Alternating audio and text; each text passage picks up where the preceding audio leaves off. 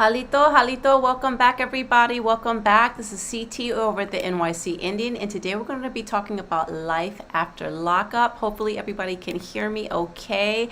I hope you're having a good Saturday so far. This is going to be coming to you from a mixed Native American perspective, a secular perspective, and let's dive right on in. Okie dokie. So, all right. Let me get over to my screen here. I'm just making sure that the chat is open so you guys can chat with me. All right, so did you guys see the episode last night? All right, it was a little bit of a slow Felon Friday for me. I have to admit, I was hoping for a little bit more, but you know, we got what we got. What are we gonna do, right?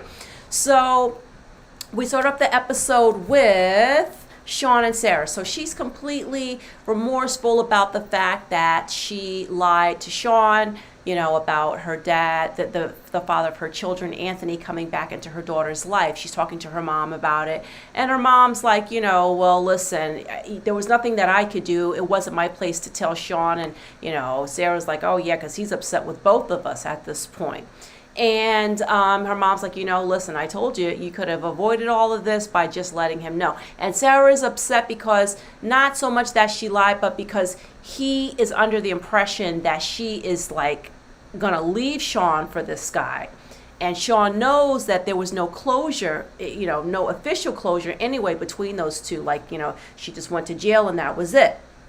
So then we have Aris and Cameron. So we get a twofer with these two, all right? First, Aris or Cameron announces to us that he has officially found a job. He is in the land of the employed, and I'm so happy for him.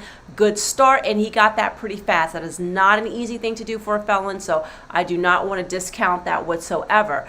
However, in the same breath, she lets us know that she is pregnant. She's 16 weeks along.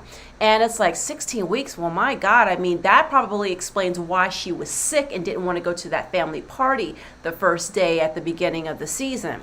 So, you know, they're getting their ultrasound and everything. And I think to myself, listen, you know, the baby's already coming. I mean, we have to just concentrate on that at this point. But, you know, hindsight, though, it's too soon. He is still getting acclimated to life. And now he's going to learn to become a father for the first time, like on national television. And I mean, it's just, I don't know. I just feel like it's too soon. I don't know. That's just me. But anyway, so yeah, they're at the doctor's office, and then she starts telling him about, you know, well, listen, we're going to have to, you know, tell my father, and, you know, you're going to have to be, you know, like polite and respectful. And, you know, he's like, I have nothing to prove. I did nothing wrong. What do you mean reconciliate? I didn't do anything. Well, maybe to her father, you know, he looks at you as someone who got out of prison, got his daughter pregnant right away, didn't even bother to ask for her hand in marriage. You know, maybe her dad is more of an old-fashioned type. I don't know. But I just think to myself, gosh, this is like, it's just too soon to be having a child. It's just too soon. He has so much to contend with life as it is already. So then we have Amber. So Amber decides to call her parents because she wants to let them know that her childhood friend, I guess who the parents already know, offered her to be a partner in this new restaurant/bar. Well, no, it's a bar. I don't know if it's a restaurant and bar, but at least I know it is a bar. And her parents are like, you know, thinking about it and stuff like that, but they know their daughter, right? So now we go over to Blaine and Lindsay. So Lindsay gets a brand new job. She's working as a counselor in an addiction clinic of some sorts. And Blaine is out of work because it's seasonal. He's doing construction. But, you know, I'm wondering how that works like in a place like the South, because, I mean, it's pretty warm most of the year. I mean, I know it can get like a little cooler, but not... doesn't get that cold in Mississippi. I mean, how seasonal is the work? You can't work year round down there. I don't know about that particular market, but I mean, in New York City, honey, they build unless unless there is an ice storm, they're still building. But either way, he's not bringing in the money that she thought that he'd be bringing in. So now she's going to have to pull the weight a little bit more. But listen, hey, you got with somebody who you knew already had lots of issues, former addiction and former, narcotics, distribution, all those sorts of things that she admitted to herself on camera in the previous season. So, with a past like his and fighting a court case as well, yeah, you're probably going to you're going to wind up at some point where you're going to be the breadwinner, for however long. Though Blaine is not the type, he doesn't seem like he would want that to go on too long. Blaine seems like he has some pride about himself, and he's been trying to get himself together and everything. And I hope he continues to stay on that path. But he's, the ankle monitor does restrict him from a lot of things. So now we go over to Taylor and Chance. Okay, let's get this over with, right? So he was out all night drinking with his friends. He's got a brand new baby at home. He's got a wife who no, let me not say wife, because thank God they're not married yet. But he has a woman who has just had a child for him. This is her 4th child. She already looks exhausted. Every 5 minutes we see her when she just had the 3 kids. Now she has a 4th child. He's being irresponsible. He has no job. She runs his phone, sees these text messages, and she's like, wait a minute, who is this? Apparently somebody named Tanya, one of his old boos, okay, from back when he was in prison. And Tanya used to give him money.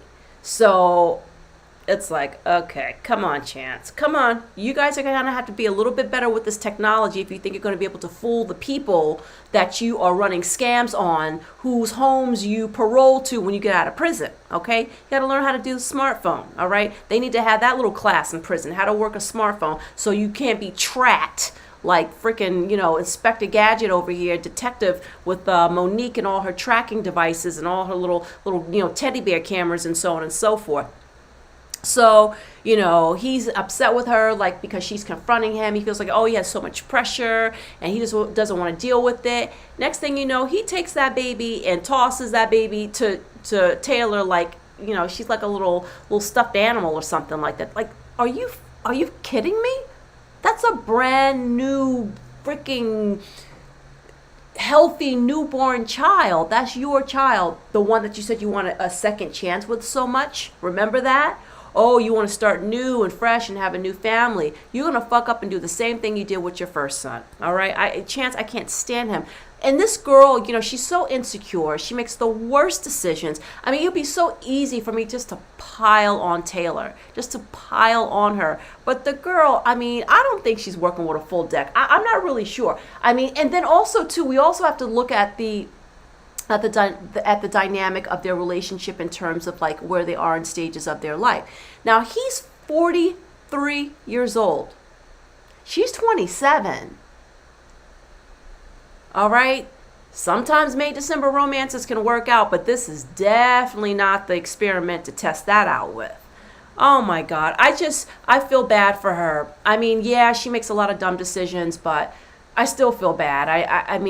Just to see her going through that and she's like crying and, she doesn't deserve that. But why would you bring somebody like him home to your house that I think she owns and have him around your kids? Like, that's just a risk, all within itself. But now he's just bringing trouble. He's not working. He's gambling. He's got some kind of problem spending money. He can't hold on to credit card. He's got a gambling situation. We'll just call it a situation, allegedly. Anyway, so then he tells her, after he finishes tossing the baby, like she's a little Monchichi doll, that, well, you know what then? Fine, you pay the bills from now on. Do we need to remind you, Chance, like Taylor had to remind you a couple of episodes ago, that she didn't need you to run her credit down into the ground, all right? She was already managing things already on her own. Maybe not, maybe at the poverty line, but, she was doing something, right? You mess up everything. The sister's out. The sister winds up going back on drugs. She what do you call it when they go back on drugs? I don't remember the word. relapses. She relapses, and I really do think that he has something to do with that. Now, I'm not saying that ultimately she's not responsible for her own actions. She is. But, certain stressors can come in, your stability of where you live, your twin sister, right? That can definitely cause someone to relapse. I mean, come on. She should, it's just, it's on Taylor, because she shouldn't have brought him into her house to begin with. Now she's stuck with him, and she's going to have to deal with him for at least the next 18 years. Well, maybe not. Chance will probably take off at some point. She won't have to worry about him anymore. But anyway, so now we get to Derek and Monique. So now, after he's been playing, ducking and dodging with his CO, can I get permission? Can I go? Telling grandma the truth, but lying to Monique, and telling his uncle the truth, but still lying to Monique, and I got permission, all of this. He finally gets off the plane. She picks him up from the airport. He's in Chicago. And now, he's trying to woo her with roses. Because remember, he is there to propose. Remember, he told us that last week? And so they get there. She picks him up. She's so happy to see him. Everything's so great. Mwah, mwah, mwah. Wonderful, wonderful, right? She drives him to her new apartment. Okay, new apartment. Listen, you all have got to stop with these little rentals, okay? Because there is no way you're going to convince this here girl that is her new apartment. Oh, yeah, I had to get a new place because, I needed something cheaper. In other words, I'm broke because I've been doing this veterinary clinic job, and this is at the time of filming. This is not afterwards. So afterwards, they've been doing all these, guest appearances and interviews, and, going, guest appearances at nightclubs and stuff like that. So that little extra revenue has been coming in. But as of right now, I mean, we're talking about real world. I don't even know if he's still in jail or not, because we're still trying to figure out that little mystery right there.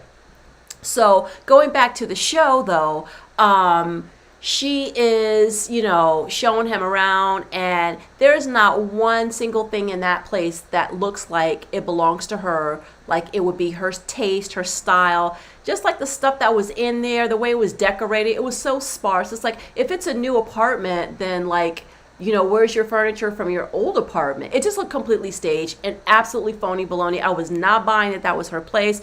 We all know the rental company that I'm talking about. I'm not going to mention them because if I say their name, then the ad pops up on my channel. And right now, I am still a small YouTuber, and small YouTube channels typically don't have commercials. So it's kind of nice. You can watch a full review, sit there and listen to me while you're driving or while you're doing your hair or something like that, and don't have to worry about an ad. But lately they've been dropping ads on my show, so I can't help that. But anyway, I'm not going to name that company that ends with a few different initials, but I think that's where she rented that from. I don't know if the show paid for that or whatever it was, but this is before they were making extra money, doing all the appearances and stuff. And speaking of appearances and things like that, now, I believe that she may be living with her sister, because, I mean, in order to fund his high-end name brand label habit,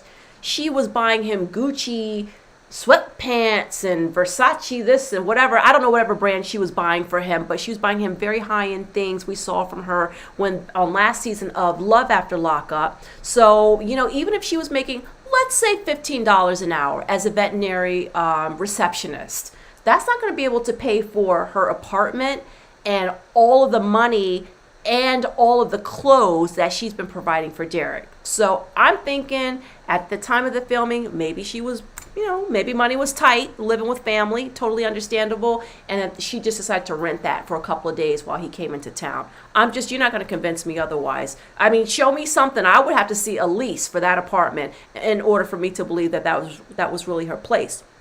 So anyway, while he's not looking, she gets his phone. He's downstairs, and she goes upstairs, and she's running his phone, and then she finds, of course, numbers, messages, whatever. Oh, this one came in at 4:09 a.m. This is at 4:15 a.m. Who are you talking to? He's like, oh, nothing's going on, baby. I love you. He's just talking all the bullshit, like whatever she wants to hear.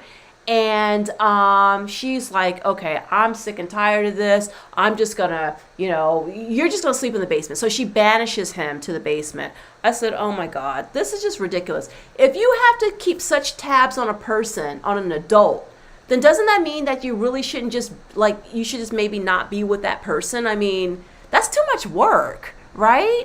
Especially if, she thought she was pregnant at one point. So if you were to think that you're going to have a child with someone, do you want to be like every time you send them to go out to get Pampers, you got to like worry that they're going to come back home? Do you want a Chase and Taylor situation?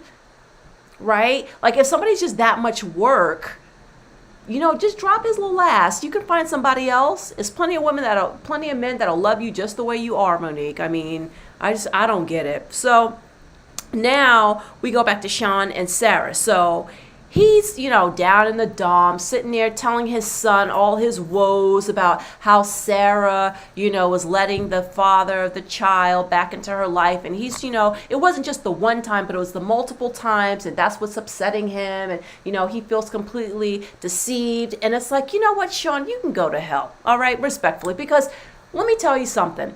This man has been nothing but cheating and lying and scamming and double timing and all this stuff. Do we forget a little hurricane named Destiny, okay, that blew into town, all right? The same one that you were already engaged to while you started talking to Sarah.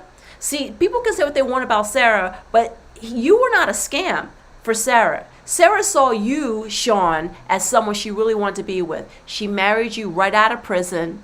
Okay, she had a baby for you right out of prison. She hasn't been out that long. So, she was looking for a real relationship and you just happened to be the person. So all that scamming and flamming, all that stuff you were doing, cry me a goddamn river. Are you serious? Who the hell is supposed to feel sorry for Sean at this point? Talking to his, 17, 18-year-old son about, do you have no buddies? We never see him hang around friends, right? He had that one friend at that auto shop he used to work at before he moved to Ohio, I think it is, where they live now. And remember, his friend was like, oh, Sean's such an idiot, right? He's basically calling him just totally stupid. So anyway, yeah, I don't feel nothing for Sean. I don't care. Sean can kick rocks as far as I'm concerned. So now we have Puppy and Amber. So they meet up at the gym, and Amber's dealing with the loss of her baby, and she's telling Puppy about how that affects her relationship with TC, and he's not, because it seems like TC is not really good at talking about her feelings, and seems like she wants to kind of voice those things and kind of have some open dialogue about what happened with the loss of the baby. And but here's the thing now, she had to have an abortion, and you know what, it's her body, it's her right. But I'm wondering if what led to that decision was less about her liver and more about, this is too much of a lifestyle that I can't really keep up with because I like to drink. I'm going to drink, and I can't drink when I have a kid, and I'm not ready to have a kid on top of that. So I'm wondering if it wasn't just the liver. I think there were different things. A lot of things go into, why a person decides to end a pregnancy, and but I'm wondering if her, all that drinking she does has something to do with it. Not just physiologically, but also psychologically for her. So Puppy's in, all up in arms because she's like, but wait a minute, you're forgetting about me, and TC doesn't like me, and I want to come to your house. You're telling me I can come to your house, but I don't feel welcome there, and I want to be welcome, and blah blah blah. This is a very codependent relationship these two have.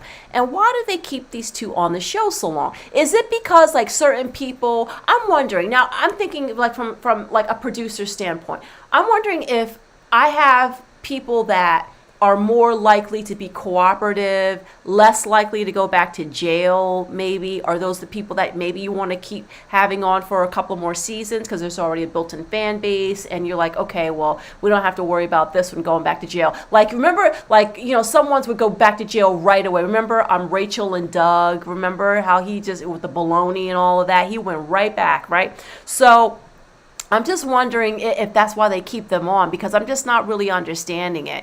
And, it's just like the arguments are the same every week. Oh, you don't understand me. And, oh, no, but I'm your friend. I'm here, and I'm fighting for you, and I'm fighting for you. I'm fighting for you. And you know how Amber, she will go up to a 10 in a minute.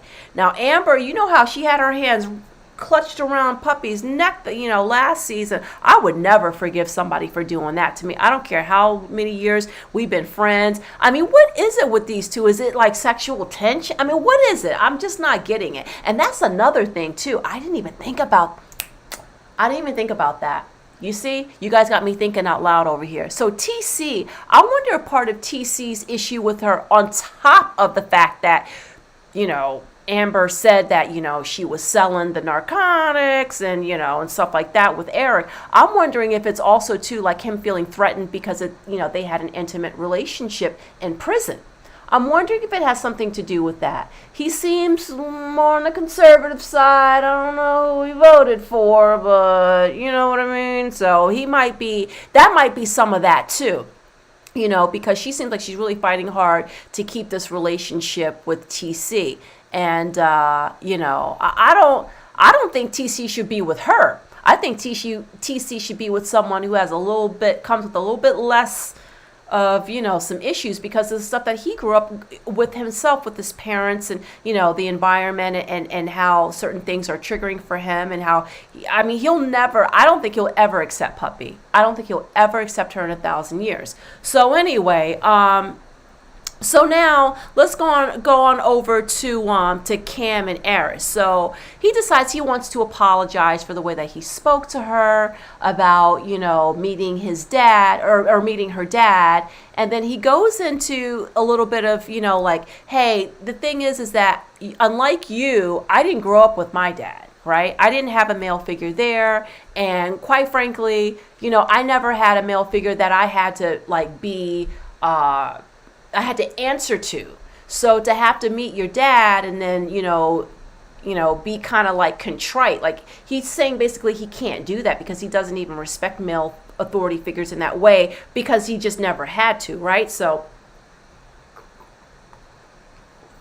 I'm thinking that this little introduction is not going to go so well. I don't think so. I mean, he's apologizing, but I think he's just trying to make peace at the moment. But I really still feel that that's his mentality, and I feel it's too soon for him to change that. It doesn't mean he can't change eventually, but I don't feel like Cam is completely hopeless. Let's just throw him away. I don't feel like that about him. I think he could do things, but I think he needs a lot of time. He was locked up for a while and he needs a lot of time. He needs more practice in the adulting, as the millennials say, right? I feel like it's too much taking on a whole family and then you're about to be a father, like a father, not like a father figure, sort of. I mean, listen, Lena is so mature and everything like that. Not to say that she doesn't need a dad because, all kids need their parents, but I think she was doing fine without Cam, but I think that's too, he's just biting off more than he can chew. But he has a job. That's a step in the right direction instead of hanging out at a rap studio and drinking liquor all fucking night. That's too much for me. So anyway, so then they sit down and they say, okay, Lena, we have an announcement to make. So they give her a little present. She takes it out. She sees a picture of the sonogram, and she goes, and it says like, "Oh, you're gonna be a big sister," and she's like, "Oh my God, I'm so excited." But now I feel pressured, and it's like, oh my God, this little girl, she's like, I'm already adjusting to Cam being in the house, and now I'm going to have to adjust to being a big sister as well. And, and this is Cam's, like, his cue to leave. He's like spinning on his heel. He does not want to have anything to do with this conversation. It's like, Cam, listen, you were the one that wanted to be in this, right? So this is part of the adult stuff that you got to do. It's not that hard to break the news to the little girl. It's not that hard. It's the aftermath, the potential aftermath, but actually breaking the news should not be the hard part for you. And you're putting all of that on. I mean, you're only staying for like 2 seconds and you're just walking out. So you're putting the majority of that on Eris. She didn't get pregnant by herself. All right. So I said, all right, my God, I can't believe this. So you know what? But in her loving way, Eris, you really, really can see the love that she has for her daughter. She really, that's another one who I like the poor decision making. I just don't understand. But anyway, so she looks in her daughter's eyes and says, you know what? It's okay, baby. Mama's not going to favoritize the baby. And I said, Favoritize. Okay, listen. I can't. We're gonna have to. All right. Miami school system, is this your product? Okay, because this should not be on television. They should have cut that out. Favoritize. There are so many words I want to just like make a list of that I just do not want to hear anymore, including comfortability. What? Just say comfort. My God. All right. So anyway, Taylor and Chance. Apparently, Tanya has been calling Chance. And Tanya is somebody, I don't know if that's one of his little boo things or whatever, that he's known since prison. And apparently, she has been sending him money. But they're just friends. But she's been sending him money. Okay? And Taylor doesn't know about her. And Taylor's never met her. So, what does that say to you? All right? He has been scamming and I mean, oh man, this is just too much. He's into a big argument with her and, oh, I can see my friends, you're controlling. And, you know, he just blames her for everything, basically. He's like, oh, I can talk to them, but I can't talk to you. This is like, Taylor, you need to get out of this situation. I can only talk till I'm blue in the face, but so much, all right? I'm going to lose my own oxygen. I can't want it for you more than you want it for yourself. So let's go back to Blaine and Lindsay. So they went on this paintball excursion. Her daughter came along. She didn't want to have anything to do with it. She just wants her Wi-Fi. She's a typical preteen. You know, they're moody as shit. You know what I mean? You can't, come on. She doesn't live with her mom. She's got to deal with this whole situation. You know, even Blaine being on ankle monitor affects her as well because, you know, obviously he lives with her mom and, you know, there's certain places they can't go all together, blah, blah, blah. Now, I'm trying to get this story right. Now, am I correct in that all this time I've been thinking that it's Lindsay's mom that was raising her daughter, but it's actually her grandmother? Because she did look a little bit older, but I wasn't sure. Because that's, if anybody knows, let me know in the chat. Because I'm not sure about that. But anyway, yeah, so then, let's see. Oh, yeah. So the paintball thing. So she didn't want to do the paintball, and I don't blame her. I don't want anybody shooting me with a gun. I don't care if it's a fake gun or anything like that. Unless it's like a water gun or something like that. I don't like stuff like that. And I don't blame her. And then he's over in the corner, got her all pinned down on the ground like he's trying to make another child with her. Oh, God. The daughter is there. Come on. What's the matter with you people? I don't understand people's decision making when they have children around. So the last part that we're going to talk about is, let me just finish up with Blaine and Lindsay because, you know, they weren't given a lot this particular episode. So now Lindsay's upset because, you know, her daughter doesn't want to talk to her and, you know, and she's got this job and a little bit of money that she's making. She's going to have to take care of everything around the house. Blaine's not bringing in any money. She feels like he's not very motivated to get more employment right now. So, you know, she has to be an adult and she's got to take care of stuff. And you know what? Life can be tough, right? So she gives us one of her infamous Lindsay tantrums and takes it out on the garage door, which I think, you know, what did that garage door do to her? You know, never did anything to you. What the hell's the matter with you? So I don't know if this is all part of her her behavior to stay on the show or if this is just, you know, she really is that immature. I'm not sure, but I didn't like that particular scene. That wasn't smart. Because, you know, any little thing, somebody, all it takes is somebody to see that and call the cops, and the next thing you know, now you're in trouble. You know what I mean? You have to be so careful. But Puppy and Amber, I should say Amber. So Amber calls her or gets a call from her mom, and Amber's mom lets her know that her and her father have not, or her mother lets her know that her and her husband have decided not to give Puppy the loan, or to give Amber the loan. Sorry. And, you know, Amber's let down and she's like, and it was funny when she was like giving them the whole pitch. Yeah, I can get my life together and give me something to work towards and everything like that. But you are drinking every episode we see you, and not just drink. She turns way the fuck up and she gets violent when she drinks. Okay. Now, so you think running a bar is the best idea?